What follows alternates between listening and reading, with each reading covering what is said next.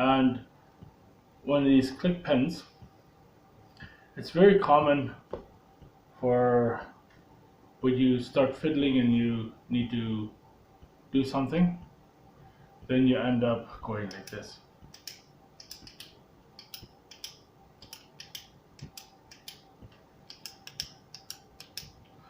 And a lot of times that's able to hear on the phone call, let's say if you're making phone calls.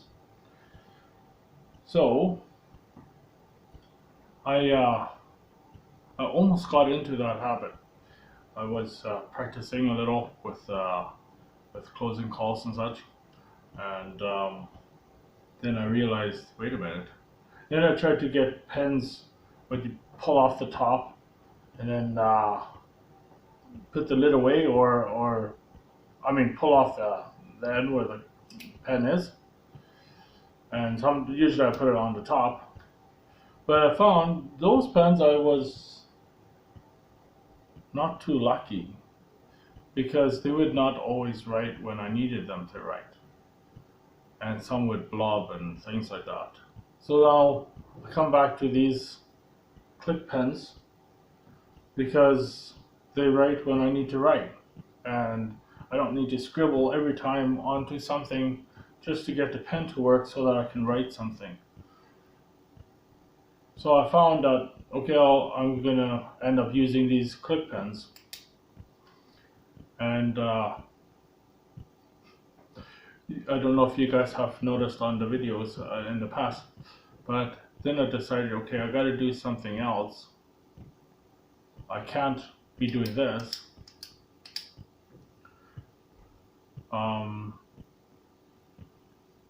That's almost like having the wrong tonality. When you're really nervous in your voice, hesitation, a little bit of fear, that you get a rejection more easily. Um, you can still be soft spoken and things. For those who are the kind of people that like to be soft spoken and things like that, they don't like the loud, aggressive conversation what they're receiving because that just makes them more quiet. And I found to to help me with excitement, nervous, and things like that, then I often just turn the pen. Now there's no sound. On the phone you will not hear that, right? On video, I guess you would be able to see it, or I've seen people put all their thumbs and things like that. And you can doodle too. And if you keep your pen on, and you can just make little circles or whatever you want, just to be doing something. The funny thing is, computers are supposed to be really helpful, which they are, and also fast for calculations, and in many cases they are as well. Unfortunately, the mind is much more quickly than you think it is, and the way I speak fairly slow and such, except for when I'm excited and I want to tell somebody who knows what, then I can just go a mile a minute and go all over the place with the conversation.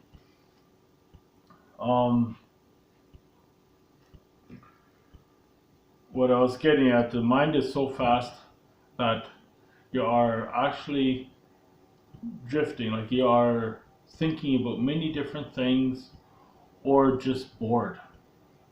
And that's what,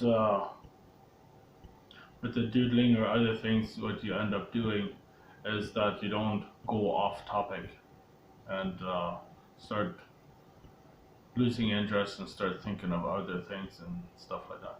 So sometimes just to give you a little ease or something like that, then you can do a few things so that you don't end up losing focus. And today, it happened to be perfect timing when this dawned on me. And on paper, it's so great. Now I've come up with the answer. This is what, and well, once we get on the call with the wrong tonality, or maybe someone who's not interested in Happy Easter, uh, I could get shut down there too, and it won't be as good as it is on paper. So I tried to read it to you and blabber with it. That's what that looks like.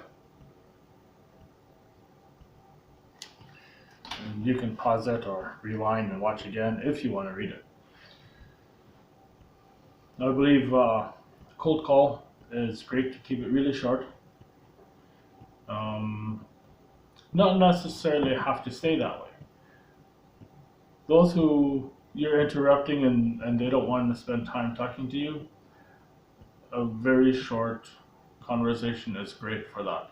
Just get the point across, get it done with, and they can move on with their day. People being busy now, I doubt it. Even the high achievers, they're probably busy trying to keep themselves busy, trying to keep everything running. And what will actually make them busy, for those who have the businesses what are beginning to um, have difficulties during this time, they'll be busy trying to save their business. They'll be very busy, probably more so than before, just in another way. Um, the rest of them who lost their jobs and things like that, they might not want to talk to you on the phone, but they're not busy. What were they doing? Watching a movie? They're probably already bored of watching movies.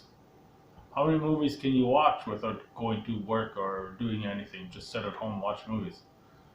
Once you've watched all the movies, you probably even before that, you'll be bored.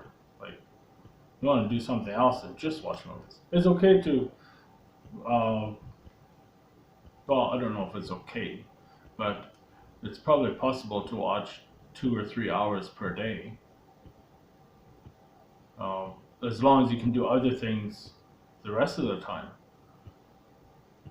Now with the whole self-isolating, to always stay at home, even if you only watch 3 hours of movies, what are you going to do the rest of the time? And if it's not business or whatever, well, I guess you'll end up with social media, just do more messaging, possibly more taking pictures of your food. What do people do when they're bored? Lots of useless posts on social media. You see a lot of that. Hopefully, people don't get into bad habits during this time.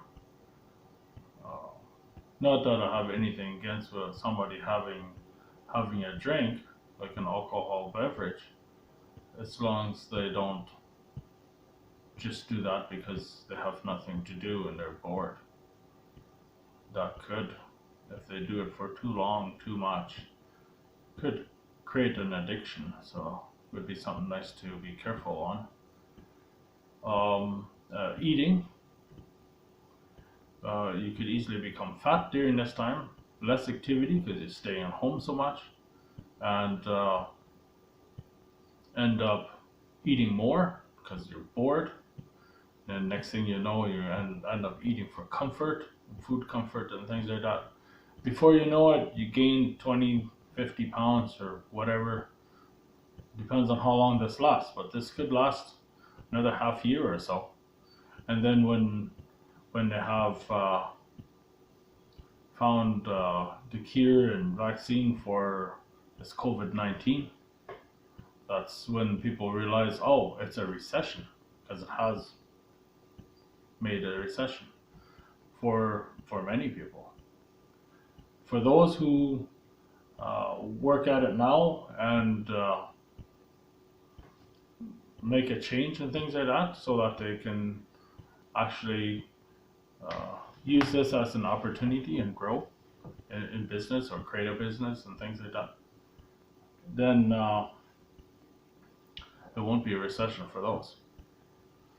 And the other ones who are willing to make a change and go with it, then maybe they have to end up changing jobs or whatever it may be.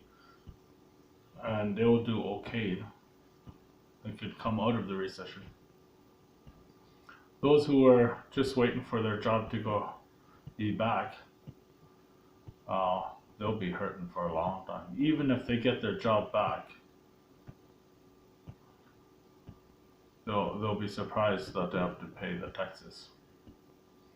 So it sounds like US and Canada, they're gonna try to put money back in the economy, like those who aren't working, who had a job, they still get a salary, but what, for 4 months, maybe 6?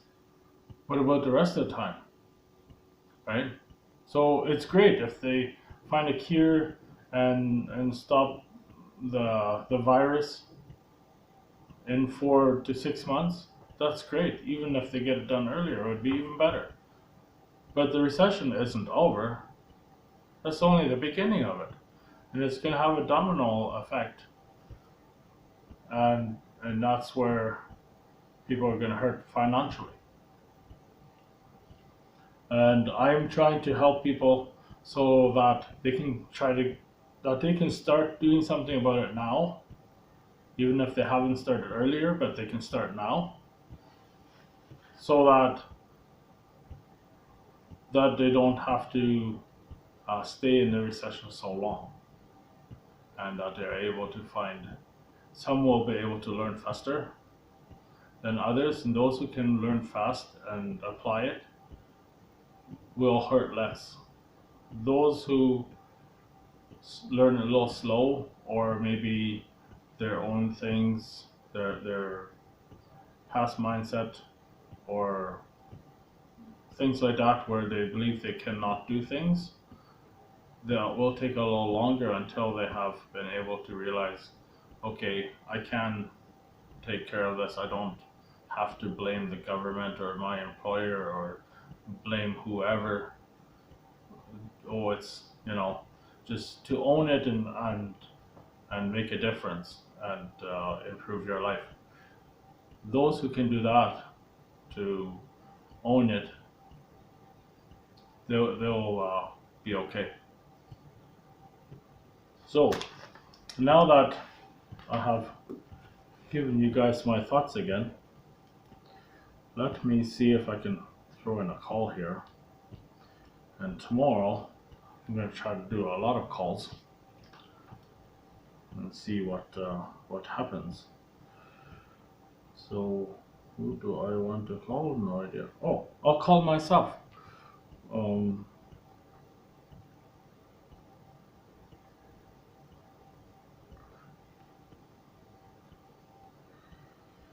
I won't tell you the numbers I'm dialing. That would be one way to do it, that I'm not quiet. So let's see if I can reach somebody, or what happens. Like here.